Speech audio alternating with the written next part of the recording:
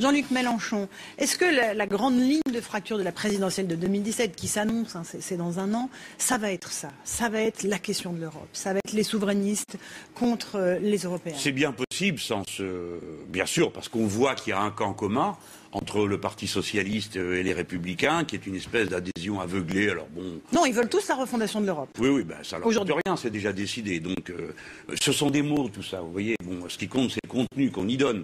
S'ils sont décidés à faire de l'Europe cette machine qui ne se soucie pas d'environnement et qui se moque de ses peuples, ben, qu'est-ce que vous voulez, ça ne marchera jamais. Mais eux, ils vont être pour ça.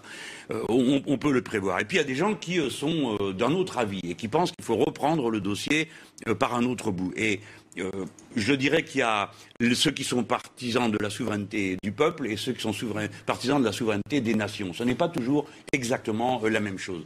Alors on voit bien qu'il y a un point de vue nationaliste, c'est celui de Madame Le Pen, c'est bon, voilà, on tourne la page. Et puis, il y a une attitude qui est plus ouverte et qui pense que le succès de la France se fait en entraînant les autres. Alors on va dire que c'est un peu prétentieux, mais comme personne ne veut le faire, eh bien moi je veux bien le faire. Et je pense que ça sera une des questions essentielles, vous avez raison, de la prochaine présidentielle. Enfin, de toute façon, sauf si tout le monde ment, tout le monde sait qu'il y a un traité qui est en train de se préparer. Donc il n'y aura pas un journaliste qui va rater un homme politique en lui disant « Et vous, sur le traité, qu'est-ce que vous en pensez ?»